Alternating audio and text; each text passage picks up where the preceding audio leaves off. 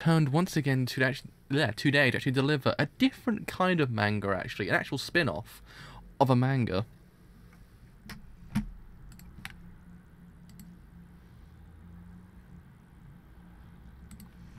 Yeah, so that spin-off happens to be the spin-off to Blam, which also contains a sequel to Blam, which gets really freaking confusing, actually. Because most of it's actually a spin-off to Blam, or an alternate setting of Blam, while there's actually 2 chapters which deal with which deal with the events after what happened with Killy. So I'm like, oh, okay, we'll just read it and see what actually does happen, because it actually might provide some context.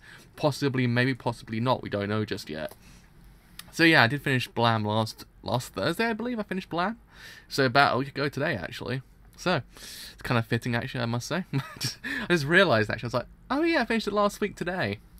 Wouldn't you know? Wouldn't you know? So it's actually kind of fitting. I actually start the sequel spin-off manga today. So, before I start, my phone on silent, because my phone is extremely loud sometimes. And it's actually put on Twitter, actually gone live. Right, so... Gone live for...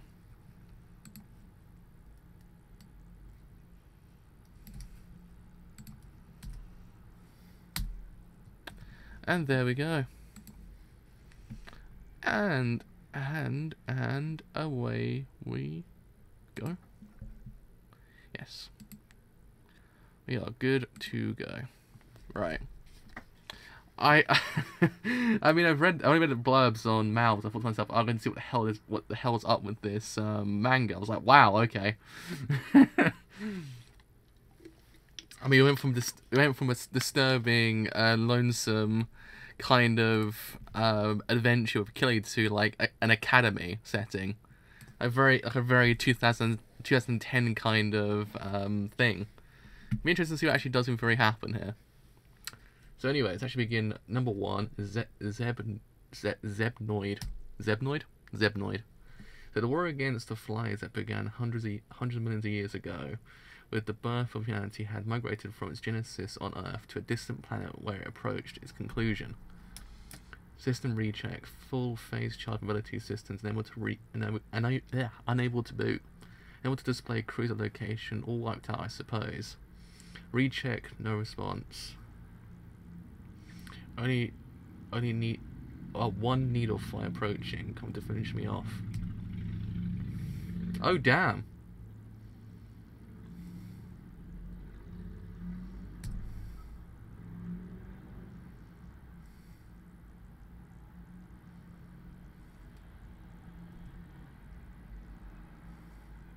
Well, that's kind of nice. He kind of reminds me of Domachevsky, actually. For generations, the humans and flies have manipulated their genes to produce stronger and stronger soldiers. Through the coincidence of mutation, this pair would end up capable of mating. This miraculous encounter of extremely rare beings was the first step to eventual unification of the 2 species and the end of their long, long war. Number 1, Zebnoid end. Well, I mean, that was something. 2, Blam Academy. I mean, what? Killy-kun, huh?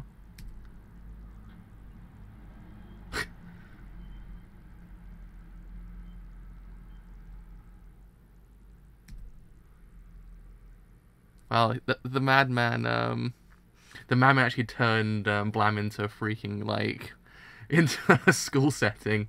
That's incredible. He did find a fly waifu, but then it was just like, okay, so here's a fight been going on for hundreds of thousands, millions of years. Here's a fly waifu, and it ends. You're like, what? So just like that, it's like to hell with pacing. Just like get straight to the end straight away. I like Nihei's thinking. Hey, Domokun.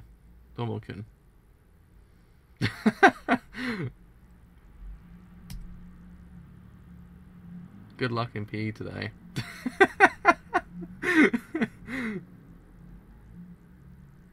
Is Domachevsky actually blushing right now?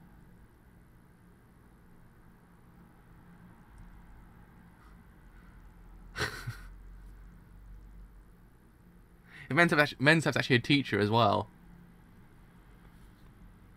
Isn't that the person that Domachesky actually...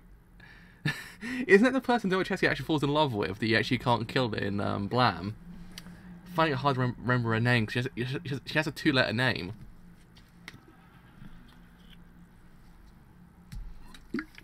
I thought it was.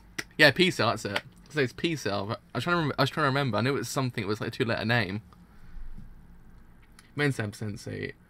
Bardamba Gun is eating his lunch early. Let's continue the lesson. Well, there he goes. He's dead. What was that? What was that for, bitch? How dare you speak to a teacher that way?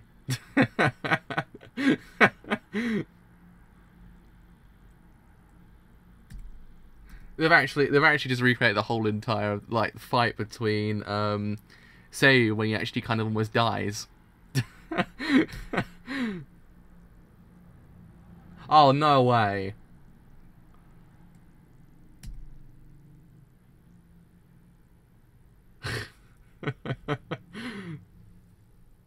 He actually just straight up recreated the fight between Domachesky and the other guy in the football match with all the safeguards around him. Now see that. Now that is impressive. Sanokan Sensei, I hear you opened fire on a student again. I do not approve of this. You got a problem? No, it's quite alright. Kilikun, let's walk together.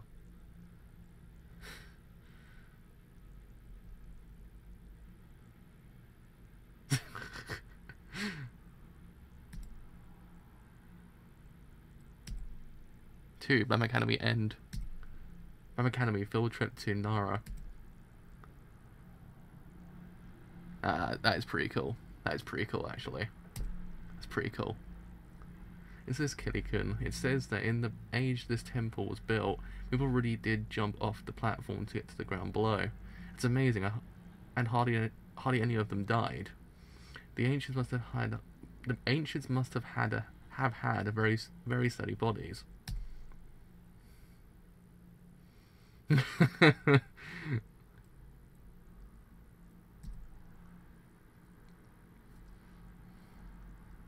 Stop it, I'll shoot both of you. We're sorry, Sanokan Sensei. Oh dear. Oh, look at all the deer. Ah, what's with them? Is it me, or is this field trip kind of weird? Long time no see, Killy. Remember us? You don't? You're the silicon creatures from the first volume of Blam, aren't you? But I thought he shot you. So you're saying all this stuff is a plot you cooked up to get back at him is based on 10-year-old grudge. No, look at this. My anger stems from 3 years ago. Look at all of you carrying on like fools, pretending to be school classmates, and yet why hasn't everyone raged internally against my only image? Didn't even show up. Blame Academy schools a battlefield.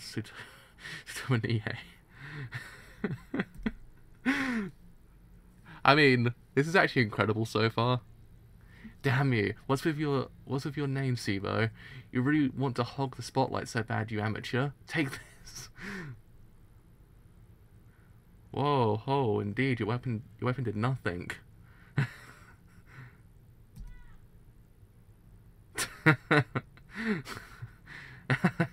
It's a laser that disintegrates women's clothing. Blame Academy field trip to Nara end.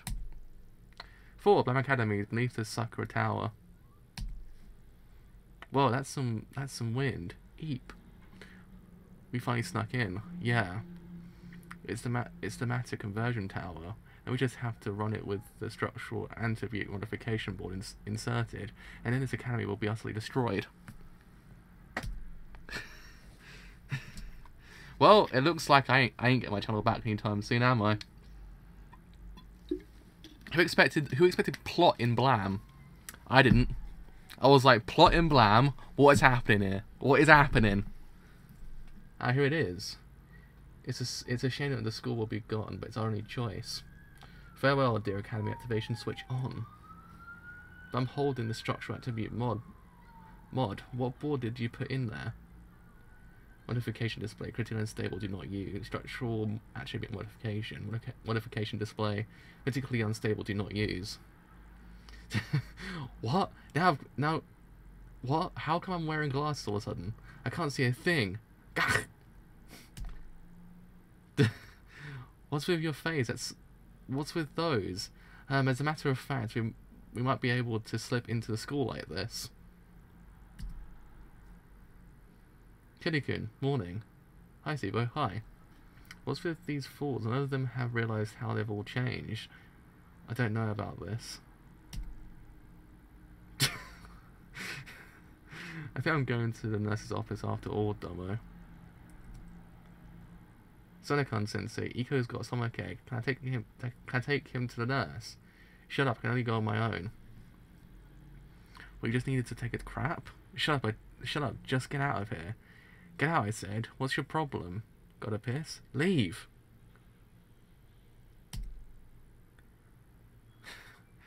What's all that racket about? Next up, Sibo. They actually just turned Sibo into a waifu in the end as well.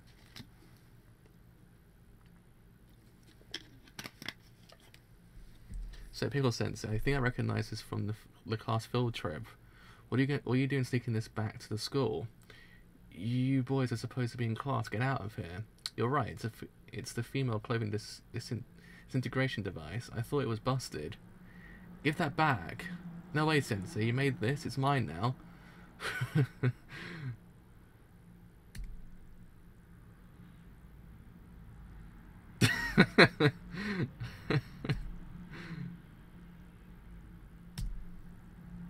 Whoa. Stupid jerk, Domo. Sonokon Sensei.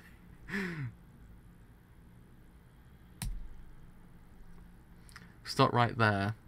If you do not obey, I label you imposter students. Crap, it's Seiyu, the student body president. I love how he's actually student body president as well. That's actually quite funny.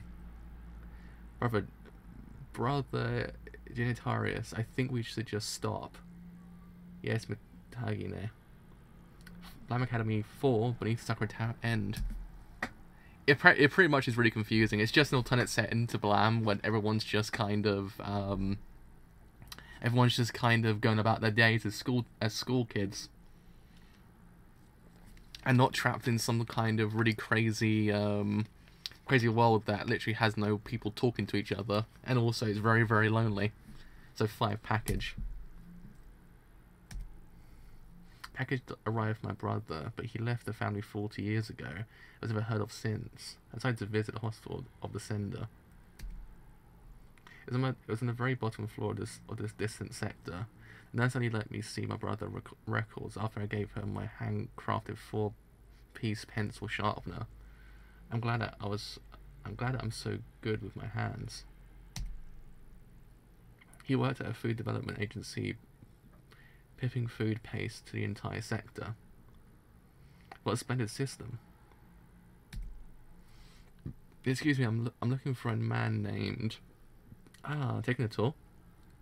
That's the name of our cell growth device. There was my brother.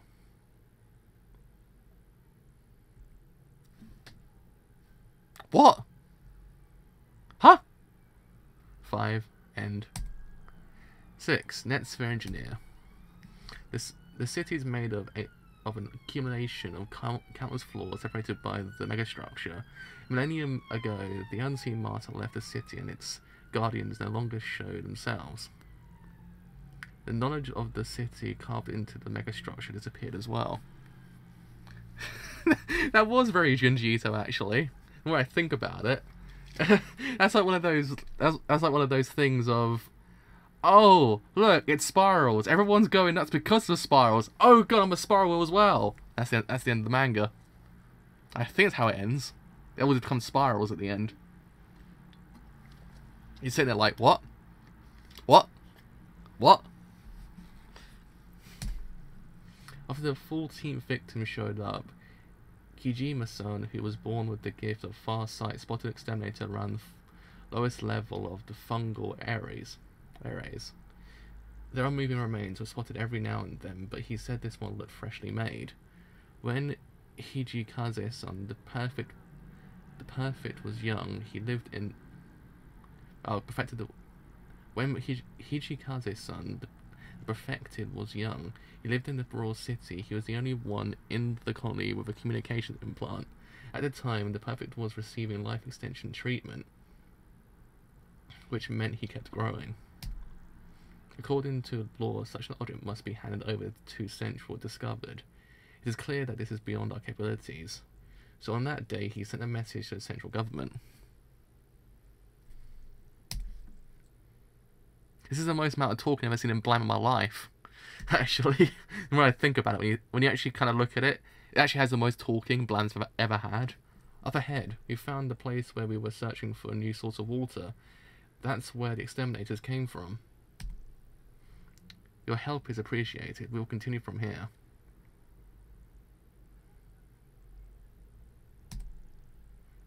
What is that? A builder. It doesn't do anything to humans directly, but don't stare too long. Oh, a conversions tower.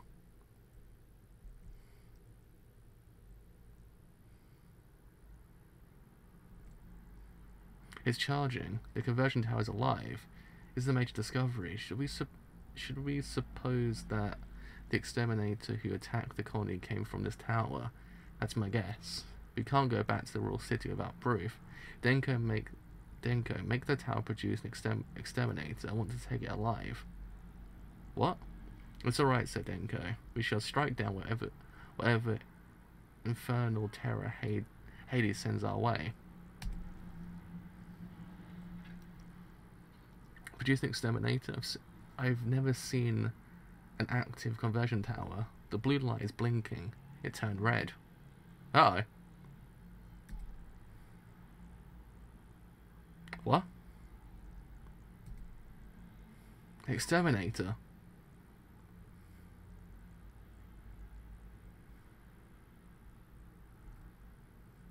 Ah!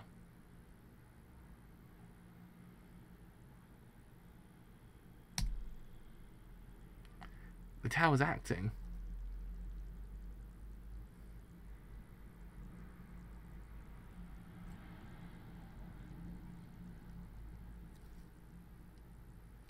Yeah, you're like, you know what? We didn't exterminate it right now just to prove something. Oh God.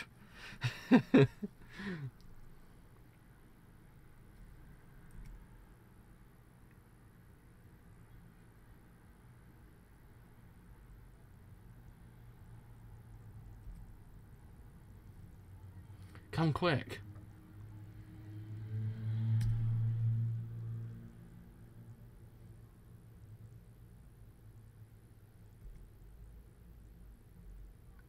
Oh, Miss Soldier, you can walk again. It sounds noisy out there. It's an outsider.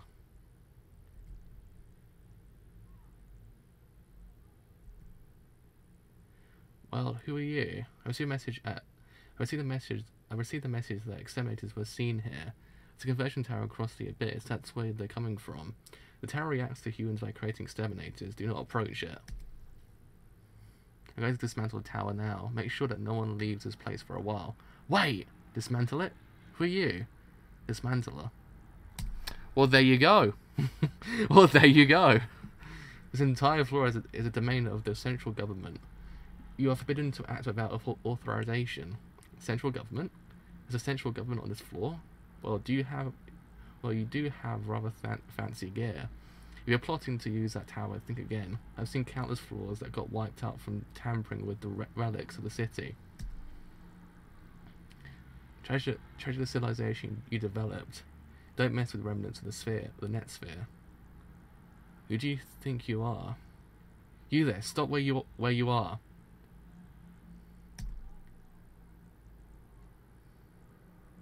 was impossible to believe that someone came from a different floor. The structure was so tough and thick that no hole could be punched into it, and there was no passages through.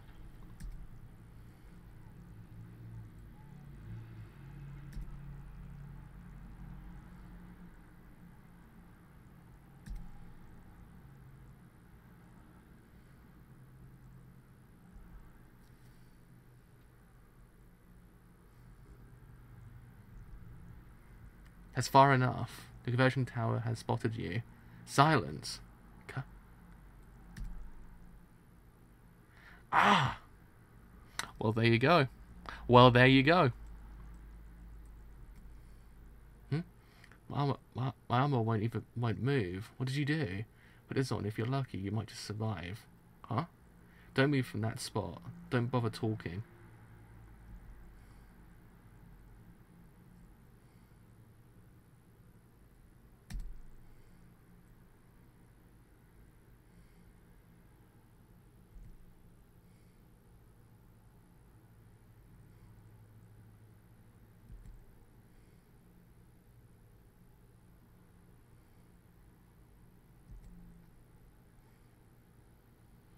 Don't take it off.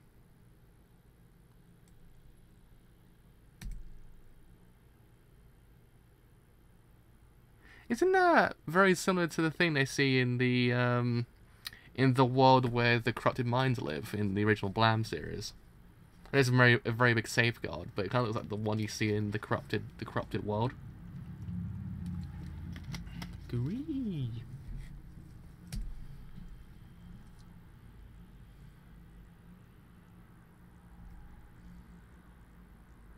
Wow. Wow.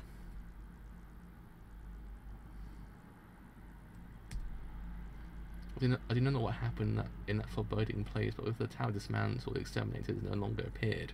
A few years later, the rumour was that the central government had found the entrance of sorts into the megastructure, but no one was able to find out how to open it.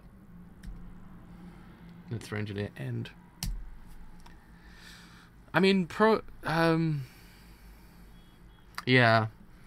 I wonder if the entrance they find is what's the name of it? Toha Heavy Industries. So Pump 7. That would be mildly interesting actually if it actually was Toha Heavy Industries. Because don't forget, no one figured out how to open it for quite a while in the original one. I think that's one of the sequels to Blam actually. That chapter just gone by.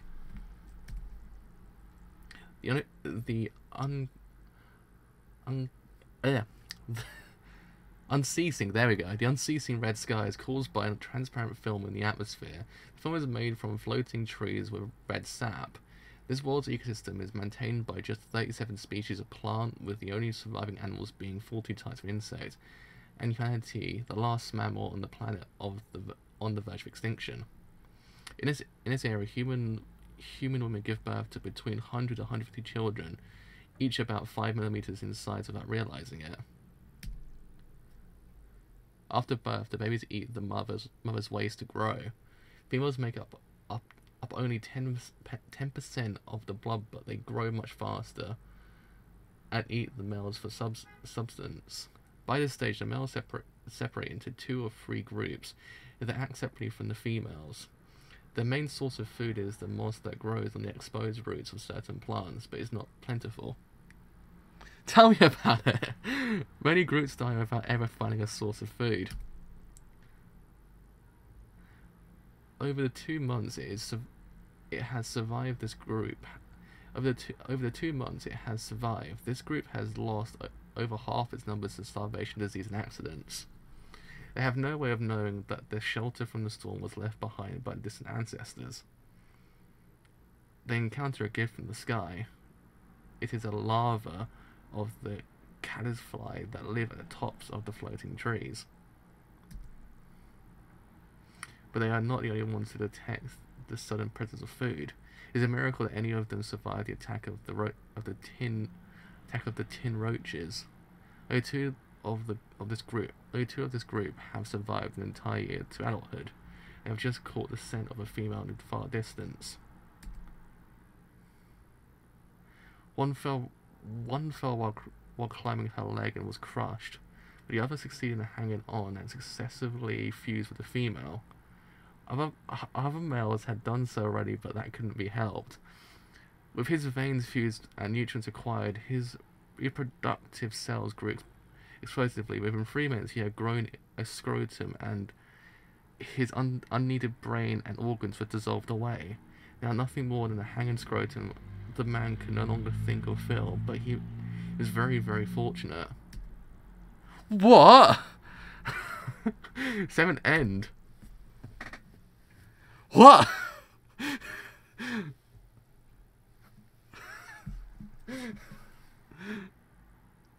What was that just then?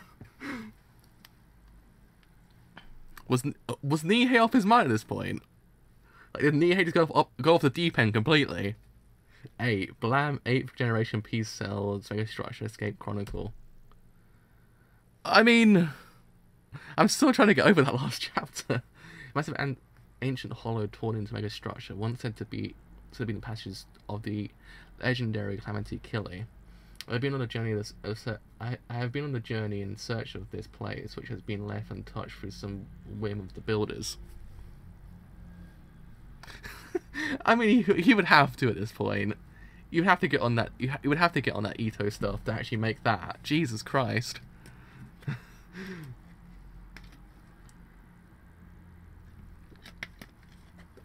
And if this Kili truly existed, that would mean that the city itself is not endlessly repeating structure, but it's in fact has an end. Oh damn, this looks like I was careless. It had been ages since I saw a human. At some point I had wandered into a human settlement without realizing it. Uh oh.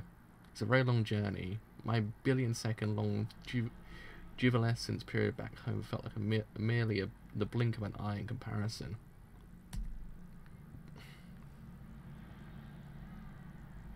I would imagine so, to be honest, because let's face it, would anyone believe that she's an outsider to this whole entire thing? That's what I always kind of thought to myself. The whole entire thing kind of ends with, like, you kind of think to yourself, did it actually happen? Because it must have happened, but at the same time, would anyone actually remember what happens afterwards? Because to actually know there's actually a place outside of this, outside the megastructure itself, must be kind of like, oh crap, there actually exists an end? Actually exists an end beyond this place. It'd be kind of mildly terrifying, to be honest, because it's like you'd have to wander for years to actually reach this place. At the time, all the triad juveniles were devotees to the teaching of imperial animism in Barrow Chapel. Disaster struck when our Silicon ancestors raided the human settlement and came into battle with Kili the Calamity. The humans sent a large builder after us. Its brain had been properly altered. On my retinal overlays of the fortress map, the dots that indicated fellow silicon creatures winked out, or one after another. I had contact with my symbiote mother near the edges of the fortress, but soon her dot vanished as well. Even as the fortress central brain slowly perished, it continued to display the ideal escape route. Eventually, the number of dots dwindled to a handful, and messages from the fortress ended. Only 8 of us made it safely through the human blockade. We encountered humans only on many occasions during our long escape, and all the other dots vanished. Warning, awakening imminent, something is approaching. Body was in automated shutdown state to reduce fuel usage. 47 years had passed since I fell. Restoring consciousness. It's a small builder, probably intends to scrap me.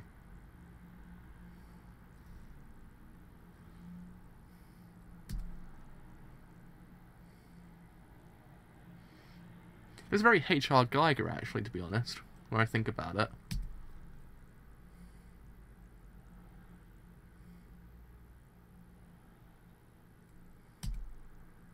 The final mega structure, at last I am here. There's a conversion tower right in front of the exit. It's a device that summons the city's guardians back from the age when the Netsphere existed.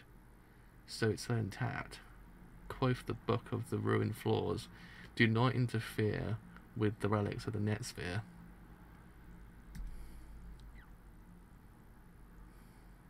So I'm supposed to find a safe exit then, but I'm so tired. To hell with the teachings. How the exterminator?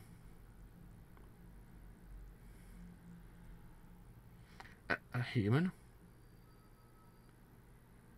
Gravitational beam emitter? Then he must be... Oh! Tell me about it.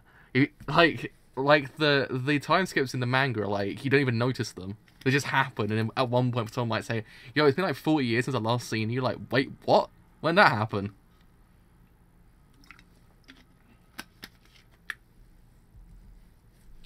Next thing I knew, I was outside the city. Killing the Calamity saved my life. Stored in here is the memory of the entire 74th branch clan. Oh good, it's still intact. And so I escaped the city, in hope of rebuilding my home. 8. Blam, 8th generation piece of mega structure, escape chronicle, end. 9. The god of the swamp. Oops.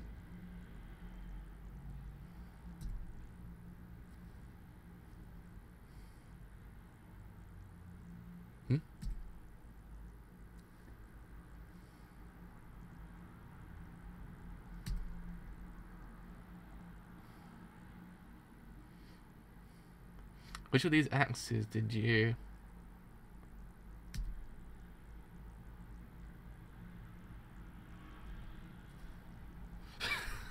Wait, hold up a second. What did I miss?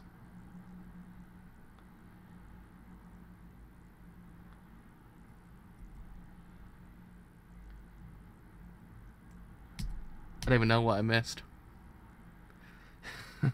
It must have been Battle Lepidothian, Hawk Moths. We are hereby carrying out an assault on our enemy territory. This is vengeance for the loss of our planet and a crucial foothold in reclaiming the 8th Allied star space. This ship will reach the theater of emeration momentarily. Emerations? All units commit to crushing the enemy. All anti-guana armored hawk moths prepare for battle, reaching enemy space, unlocking revised fission drive. Spatial correction complete. Teleportation successful. Enemy ship below length of over 100 kilometers. Velocity responds to firing. Deploying stagnation field. Shell hit damage to 312 hatches. Enemy ship emitting guanas? Salty hawks moths.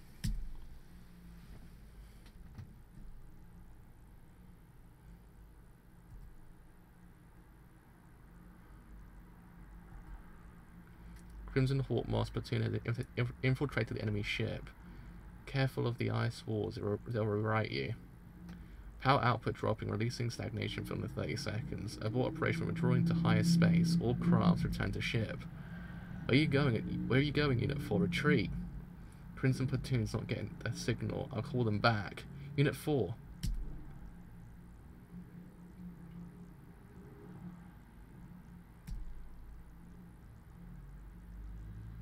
Uh-oh. Retreating when filled with draws. Withdrawal in 4-3. Enemy craft decoupling. Crimson Hawk Moss had destroyed the enemy craft. We are victorious. 10. Battlefield Lepido. That word. Hawk Moss end. And there we go. That was the entirety of the thing, but I guess we actually have to read the entire commentary as well. So, a flower of moe blooming in the sorrow of Nolon by Toru Honda. I got a notice from the editor, Uie, asking for a piece of commentary for a volume of Blam. I didn't have the kind of scientific mind needed to talk about hard SF, and I've been out on the run for my Hayakawa editor, so I apologize, saying that I couldn't do it. But then I either said, actually, I want you to comment on Blame Academy instead. I see. Blame Academy is a work featuring the characters of the ultra-hard dystopian SF series Blame, in which the uncontrolled expansion of technology thrusts humanity into a giant dead world, placed into the setting of a school manga. For some reason, it's a series of stories that make all of its readers wonder if something happened to poor Nihei-sensei. Well, at least someone else gets it. By the third story, the characters no longer resemble their original selves, resulting in a combination of smooth, busty females straight out of air gear alongside haunted dystopian creatures from some horrific realm. In fact, I could go more into detail on the finer bizarrities of the stories, but that would spoil the surprise. If you haven't yet, I highly recommend reading them to see the full extent of their moe evolution. It may depend on the reader's opinion whether or not that counts as forward evolution, however. Each story ends with a very cliché pattern of Sibo's panties, full frontal nudity, or nipples accidentally thrust into Killy's view, prompting her to pummel him. It's a concept I'd love to see in a monthly format. By the way, the third story featured an editorial blurb calling it world-centric SF. But what exactly makes this world-centric will be an eternal mystery, more on the third term later. At the start of the 21st century, Japan's creative world was thrust into a mysterious moe boom. Perhaps the start of the moe boom came when SGT Frog suggests that possibly the great French prophet Nostradamus' predictions of the great King of Terror was none other than adorable teen Angel Moyes-chan. The late 20th century was overflowing with postmodern nihilism, leading to a miraculous storm of dystopian fiction technology. The symbol of bright progress since the late 19th century made a turnabout into a weapon that threatened human society in countless stories throughout Japan after the oil shocks of the 1970s. Even the capitalist superpower of America was darkened by the grey future technology run amok. This anti-futurist view is exemplified by the sudden appearance of the American movie Blade Runner and the current trend of cyberpunk SF, as well as the twin pillars of post-war Japanese manga and anime, Akira and Neon Genesis Evangelion. Conclusion to the grand narrative in real life came with the fall of Berlin Wall and Soviet Union, but in the world of creative fiction, this phenomenon evolved rapidly throughout the 80s and 90s. Whew! This is quite deep. The grand narrative of the late 20th century was brief, that capitalism and technology would lead humanity to a happy future, but the SF produced after Blade Runner was the negative of this belief. It is anti-technological imprint and the conclusion of the modern nihilism of capitalist ideology. But when the 21st century came, humanity did not perish. It brought about the rise of the world-centric story, or in other words, a story in which the narrator's own struggle, usually romantic, is expanded to have worldwide ramifications, or as I like to call them, 3-meter radius stories, after the personal distance that supposedly fosters romance.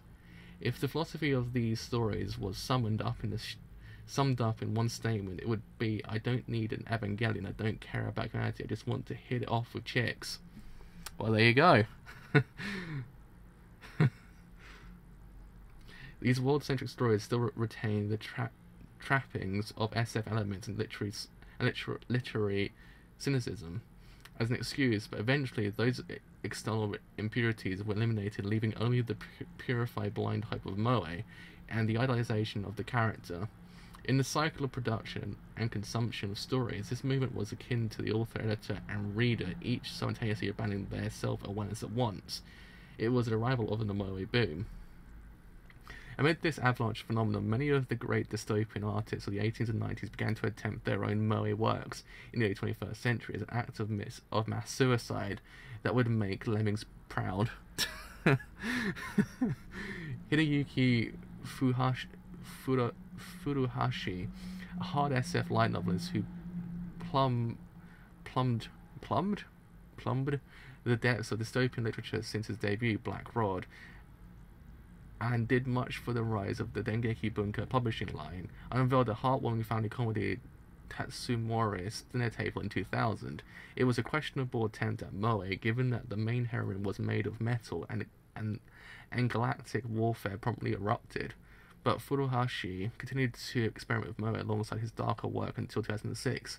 He published Ultra Sister Wars Sismageddon, which was essentially if all 108 stars of destiny from the Tsukiden epic were depicted as little sisters. This is quite deep. I did not expect this to go this deep. This is like me reading something about film. Jesus Christ. Even a monkey can draw manga duo of Kentaro Takemura and Koji Aihara attempted to trace the rise of the moe art style, analyze the boom in the 21st century and the imitable style. Eventually, Kentaro Takeuma, a living legend of the dystopian style, if ever there was one, attempted even a monkey 2.0, a Haru Suzumiya styled moe character project, which backfired spectacularly. I can also vividly recall the SF great Yasutaka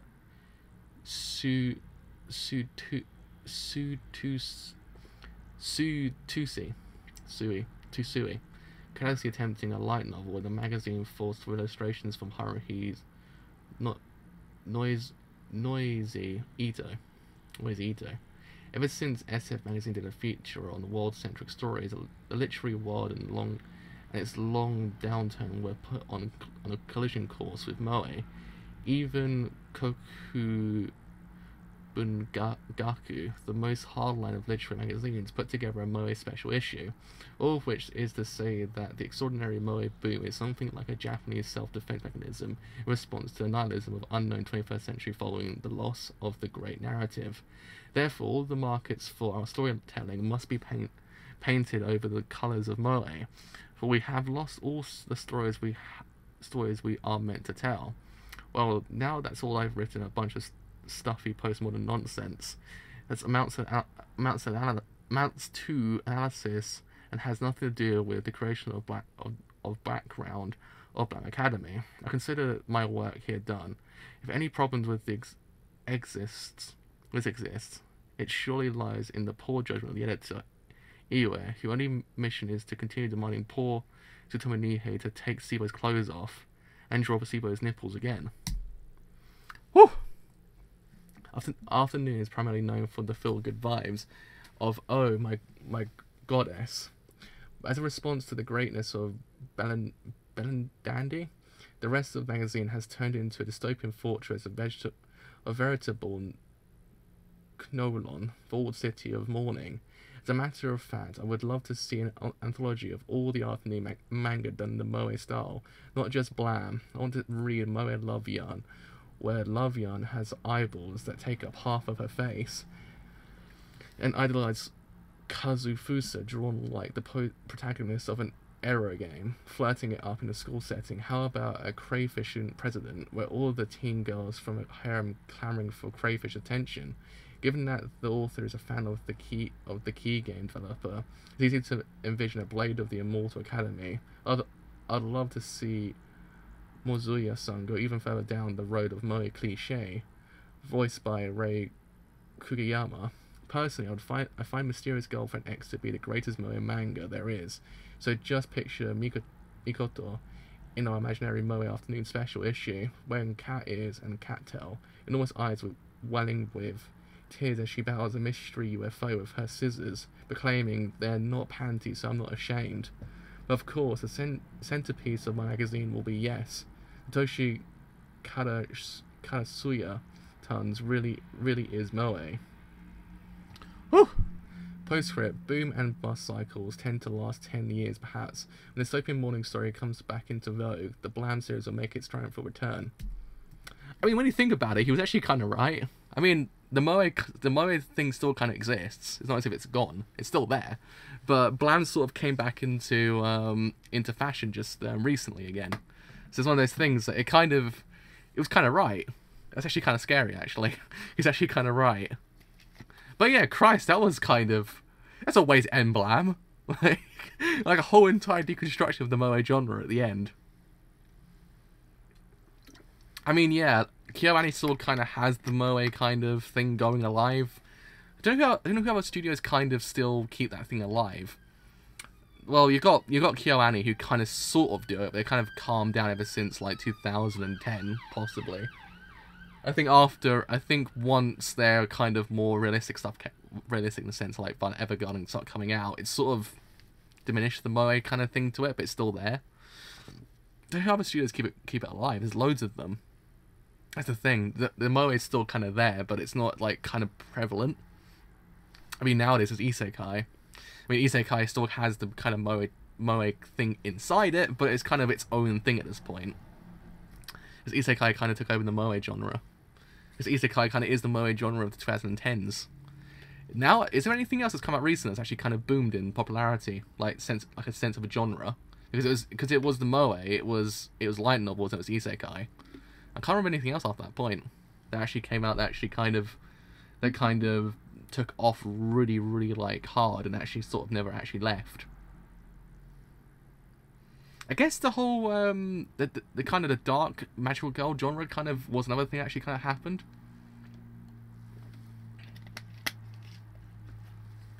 Technically, yeah, we still have got 2 years. So hopefully, in 2 years, we won't see another Sword Art Online. Hopefully, and hopefully by then we actually might have the dystopian mangas back. I mean, granted, we still have sort of dystopian kind of storylines, I guess. But again, dystopian kind of comes few and far between. I can't really remember any dystopian mangas I've read in the last 10 years. But there probably is some of them around. That's the thing. I'm trying to remember now. Has there actually even been any? That's the thing. Because the only one I've actually read fully, like I can say off the top of my head, is Blam. That's it.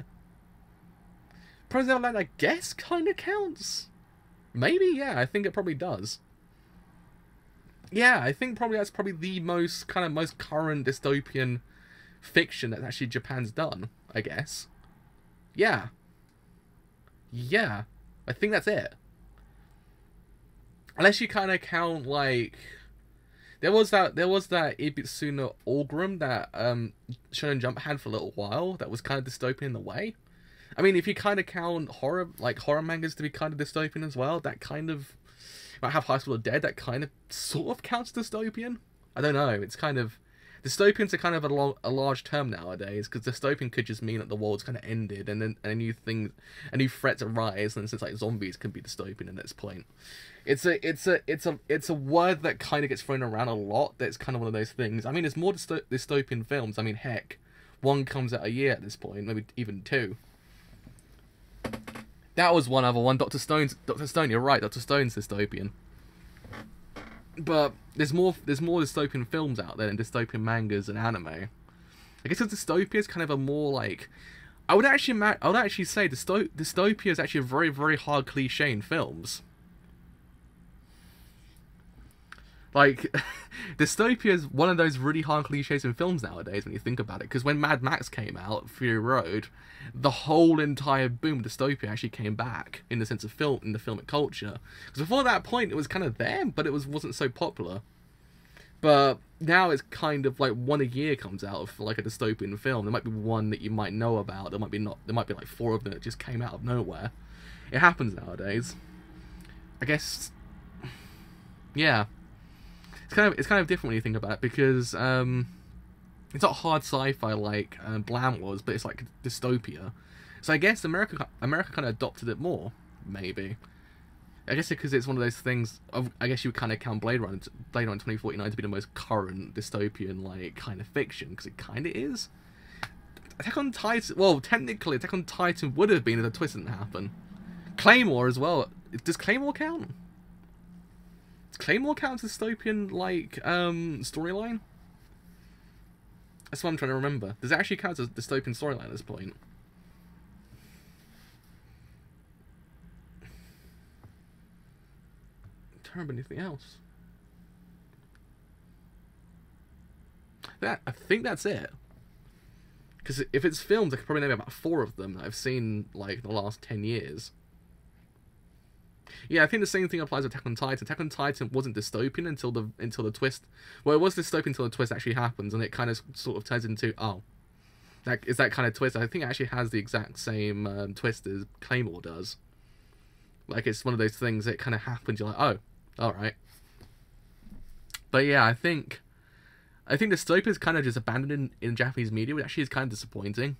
Because it would have been one of those things you can do a lot with it. It's not as if it's just one of those things that you have to fling about 10 characters into a dystopian world and that's it. You can do a lot with it that actually kind of explores like social commentary and stuff like that. It's a very interesting kind of thing that I don't think anyone's capitalized on too much. I mean, even films nowadays, the only one that's actually kind of been good that's dystopian is Mad Max. That's it. When you think about it. It's only probably the best example of the dystopian film because it was actually really freaking good. It didn't really do so much social commentary, but it was actually just good because it was fun. But I mean, dystopia is actually kind of those things you can do a lot with. It's not just one thing only. It's a many a thing. Oh right, yeah, you're right. Shinsekai Yori is actually dystopian. Yeah. Did A1 do anything? That is A1 actually. Did A1 do anything else besides that? That was dystopian. I guess Darling the Fran counts. Yeah, Darling the Fran actually counts. Surprisingly. Yeah, it does. It's realised that dystopia. Yeah, Darling the Fran's a dystopian piece of fiction. I mean, it doesn't deserve to exist, but it counts. It's a dystopian novel, I guess. One of those really weird ones that you didn't think. Yeah, as well as. Oh yeah, Ava's kind of the biggest one. But yeah, Darling the Fran's kind of the most recent example. I guess anything trigger related is actually kind of dystopian in the way. Yeah, because I guess Ninja Slayer's kind of dystopian. I would say Kisnaiba's kind of, in a way, its own kind of thing, if you get what I mean. What else did they make recently? That's it, isn't it? Oh, Kill la Kill. But does that kind of count? Don't know, actually. That's an interesting one. But yeah, I mean, it's one of those things that it's kind of... Theoretically, I would kind of say yes and no. Because it's only because the whole entire place gets taken over. It's like it's dystopian in a way, but it's not like the entire world completely freaking ends. Like, it just kind of... It adapts. Man, but yeah. Hard dystopia is kind of like the world's like completely over and then a new civilization is born from it. Same thing happened in Blam, basically. Blam was kind of like the world ended for some reason, and then the mega structures happened. But I mean, yeah, it's an interesting concept. I mean, when you think about it, you actually could in theory just make a whole entire analysis just for this one excerpt about the whole entire thing about this one volume of Blam. Because when you think about it, it's actually kind of true what he was saying, because the whole entire thing, as the manga went on, it became a lot more moe. It was actually kind of interesting. I was like, oh yeah, you're right. They did become a lot more moe, because Sibo's kind of features were a lot more exemplified later on into the actual manga than it was at the beginning. So it's actually kind of true. Maybe Nihei was actually kind of like... Maybe Nihei was actually kind of making an actual kind of commentary on the whole entirety of the moe genre itself, kind of saying, look fams, this is actually happening. Look what happens when you take one of my works to turn it into moe. I guess that's what he's trying to say. Like, it's one of those things you could probably make a whole entire analysis off this one thing, because it actually is a lot to unpack here. So yeah, that was basically Blam and so on. I guess one of the biggest ones, Fist of the North Star as well. Fist of the North Star counts as a dystopian. A lot of the 70s manga does, actually. Yeah, I saw it when I reread the first two chapters of Aposmus. I was like, Christ. His work has changed quite a bit since like the early days, because you can see it. It's not very rough, it's more defined. It's actually kind of like it's disappointing to see. And I think the same thing happened with Sidonia as well. I mean, it's even incorporated into the movies, if you saw it. Like, Christ, Zulu's character design in the movie of Blam is horrible compared to what she is in the actual manga. She's completely different. It's one of those things that, if you saw it, like, Jesus Christ, what the hell happened? It's one of those things that happens. But yeah, I mean, it's one of those... Oh god, that was another one as well, you're right.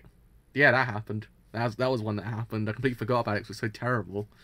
But yeah, I mean, the same things happen with horror recently. Like, horror's kind of sort of taking a back seat. The same thing as dystopian. Dystopian still exists, but it's not as good as it was beforehand. I guess the same things apply with horror as well. Because, I mean, a lot of horror films tend to actually kind of come out, but it will kind of suck. Besides, like, maybe 4 in the last 10 years. Actually been really freaking good. But yeah, I mean, I think there's a whole entire video on its own just from the whole entire thing of what's going on with Blam and the actual fall of Nihei's artwork as well. Kind of like chase a genre is actually kind of, that would actually kind of make him a lot more money than what he would actually have beforehand.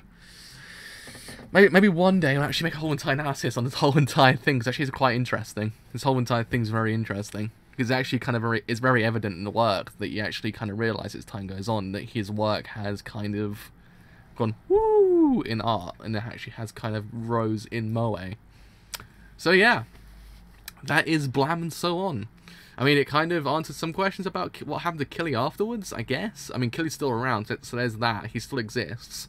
There's also the whole entire thing that he's now actually kind of, he's actually now kind of a legend.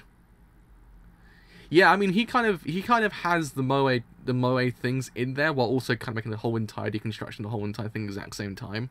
Because I mean, Lollipop Chainsaw was kind of like that, but it was like it had the whole zombie kind of thing going on at the exact same time. That really helped it. I guess Killer 7 had that as well, because you had oh god, the boss fight. What's her name? She was basically one massive moe character. You fight her just before thing happens.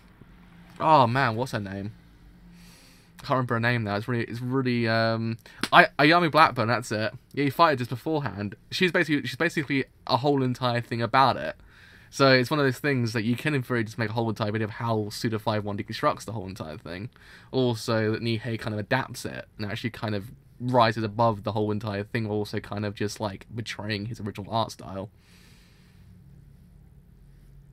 Yeah, it's a thing, because it kind of, as time goes on, it sort of like deconstructs his character as well with No More Heroes. I quite like it because of that reason. It kind of answers the question about like the main characters and what they actually kind of possess and that kind of thing. It's quite interesting a game when you think about it. It's very surface level, but once you actually get beneath it, it's actually quite interesting. So yeah, I mean, it's a whole entire video right in this one thing that you actually can in theory talk about, because Blam actually does it quite perfectly. So yeah, probably one day I have to start making like, now I've got to read Noise afterwards. That's one of the things I've got to get onto as well. I've got to read Noise, and I've got to read the rest of Aposmids at one point. But I read the sequel, and I've got to read the prequel afterwards, and I think there's also Abra as well, which is not actually anything to do with Blam, but it's actually its other things, so I'll probably read that one day as well. So yeah, that is me done for today. So as always, if you enjoyed this whole entire stream as a whole, then do leave that follow, because indeed, that's helped me quite a bit. But until next time, I might actually read Noise either the beginning of next week or hopefully the weekend, actually. I don't think it's actually that long, so I'll probably read it at one point. So until then, I've been a drive, and I'll see you guys later. Bye for now.